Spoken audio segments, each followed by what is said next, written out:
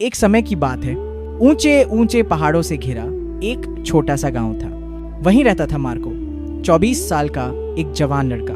Marco बहुत बेचैन रहता था। उसका मन हमेशा भागता रहता, कभी पुराने दिनों की सोच में, कभी आने वाले कल की चिंता में। उसके भीतर हर वक्त जैसे तूफान चल रहा हो। वो थका थका रहता, नींद नहीं आती थी और चेहरे की मुस्कान भी कहीं खो गई थी। एक दिन उसे खबर मिली, दूर पहाड़ियों में एक गांव है जहां एक बुद्धिमान बूढ़ा व्यक्ति रहता है। लोग कहते थे वो पहले शहर का बड़ा मनोवैज्ञानिक था। उसने सैकड़ों लोगों को सिखाया था कि कैसे मन की शांति पाई जा सकती है। ये सुनकर मार्को के दिल में उम्मीद जागी। उसने ठान लिया कि वो उस बूढ़े व्यक्ति से जरूर मिलेगा। शायद वही मुझे वो सुकून दे सके जिसकी मैं इतने समय से तलाश में हूं, उसने मन में सोचा।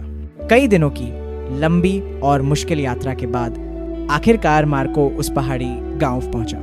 वहां एक छोटा सा घर था जिसके सामने वो बूढ़ा व्यक्ति चुपचाप बैठा था।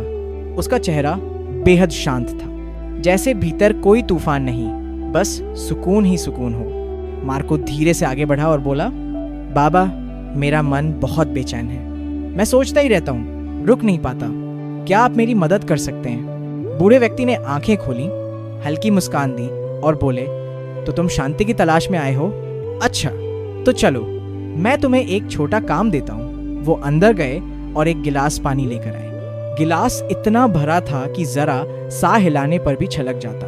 उन्होंने गिलास मार्को को देते हुए कहा, इसे लेकर गांव के छोर तक जाओ और फिर वापस आओ। बस ध्यान रहे, एक भी बूंद पानी नहीं गिरनी चाहिए। मार्को ने सिर हिलाया और धीरे धीरे चल पड़ा। रास्ता पतला था, लोग आते जाते थे, चारों तरफ हलचल थी। कुत्ते भौंक रहे थे, बच्चे खेल रहे थे, लेकिन उसने किसी की तरफ देखा भी नहीं। उसका सारा ध्यान बस उस गिलास पर था। वो हर कदम सोच समझ कर रखता, धीरे धीरे संभल कर आगे बढ़ता गया। काफी देर बाद वो वापस लौटा। उसने कहा, बाबा, मैंने कर दिखाया, एक भी बूंद पानी नहीं गिरी। बूढ़ा मुस्कुराया और बोला, बहुत अच्छा, पर बताओ बेटा, रास्ते में बच्चों को देखा? कुत्तों की आवाज सुनी? मार्को थोड़ा चौंका। नहीं बाबा, मैंने तो कुछ भी नहीं देखा। मेरा पूरा ध्यान तो गिलास पर था। बूढ़ा व्यक्ति हल्के से मुस्कुराया और बोला, बस बेटा, यही तो रहस्य है। जब मन पूरी तरह एक जगह टिक जाता है तो उलझने, डर और परेशानियां अपने आप मिट जाती हैं। जब तुम इस गिलास पर ध्यान दे रहे थे तब तुम न अतीत में थे न भविष्य में, बस इसी पल में थे और उसी पल में तुम्हें शांति मिली। मार्को की आंखें खुल गईं। उसे समझ आ गया कि शांति बाहर नहीं, हमारे अंदर होती है।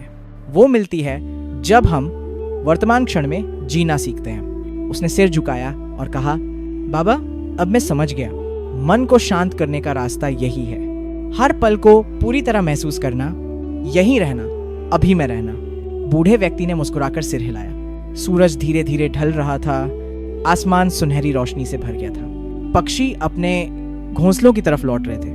मार्को लौट रहा था, पर अब वो वही बेचैन इंसान नहीं रहा। उसके कदम हल्के थे, मन शांत था और दिल में ये सच्चाई बस गई थी, शांति कहीं बाहर नहीं, वो तो हमारे भीतर ही सांस लेती है।